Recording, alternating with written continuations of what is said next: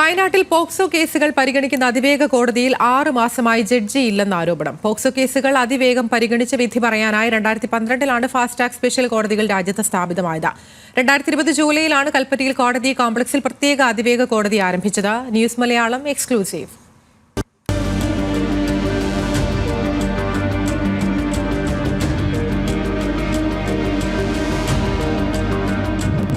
ഇപ്പോൾ 4 മാസത്തോളമായി ജഡ്ജില്ല. സെപ്റ്റംബറിൽ കഴിഞ്ഞ 2024 സെപ്റ്റംബറിലാണ് ഇവിടെ ജഡ്ജി പോയിട്ടുള്ളതിന് ശേഷം ഇപ്പോൾ 4 മാസത്തോളമായി ജഡ്ജില്ലാത്തൊരവസ്ഥ വന്നിട്ടുള്ളത്.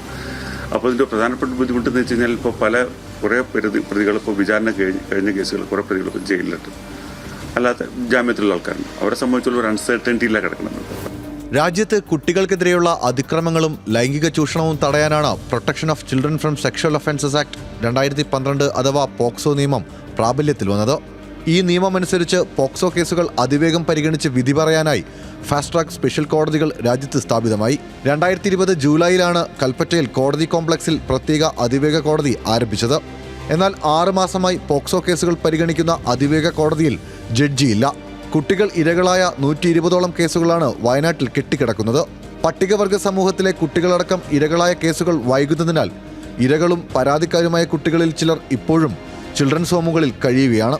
ഈ വിഭാഗത്തിൽപ്പെട്ട വിചാരണ നേരിടേണ്ടവരിൽ ചിലർ ജയിലിലുമാണ്. ട്രൈബ്സിനെ സംബന്ധിച്ചുള്ള അവരെ സംബന്ധിച്ചാൽ പലപ്പോഴും ഈ പല കേസുകളും ജാമ്യം കിട്ടാത്ത രൂപത്തിൽ അവർ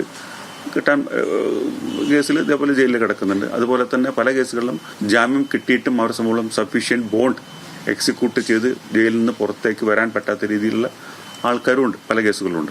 അപ്പോൾ അവരൊക്കെ സംബന്ധിച്ചോളം ഇതൊരു വലിയൊരു ബുദ്ധിമുട്ടാണ്. കേസ് കോടതി ഇല്ലാതെ ബുദ്ധിമുട്ടെന്ന് വെച്ച് കഴിഞ്ഞാൽ പെട്ടെന്ന് ജാമ്യത്തിൽ ഇറങ്ങാൻ പറ്റും. അവർ കേസ് തീർക്കണം. കേസ് തീർത്ത് കഴിഞ്ഞാൽ തീർച്ചയായിട്ടും അവർ ജയിലിൽ നിന്ന് പുറത്തു വരാൻ പല സൗകര്യങ്ങളും അവർക്ക് കിട്ടുന്നുണ്ട്. സുപ്രീം കോടതി നിർദ്ദേശപ്രകാരം അതിവേഗ കോടതി പരിഗണിക്കുന്ന കേസുകളിൽ 15 എണ്ണത്തിനെങ്കിലും പ്രതിമാസം ജഡ്ജി വിധി പറയണം. ഇതനുസരിച്ച് വയനാട്ടിലും കേസുകൾ തീർപ്പായിരുന്നു. പ്രതികൾ കുറ്റക്കാരാണെന്ന് കാണുന്ന കേസുകളിൽ പരമാവധി ശിക്ഷയും നൽകിയിരുന്നു.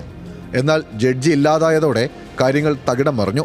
വിചാരണ പൂർത്തിയായി 10ഓളം കേസുകളിൽ വിധി പറയാനിരിക്കെയാണ് നിലവിലെ ജഡ്ജി സ്ഥലം മാറിപ്പോയത്. ഹൈക്കോടതിയിൽ നിന്നാണ് പുതിയ ജഡ്ജിയെ നിയമിക്കേണ്ടത്. വിഷയത്തിൽ സർക്കാരിന്റെ ഭാഗത്തു നിന്നും അതിശക്തമായ സമ്മർദ്ദം വേണമെന്നാണ് ആവശ്യം. ന്യൂസ് മലയാളം, വയനാട്.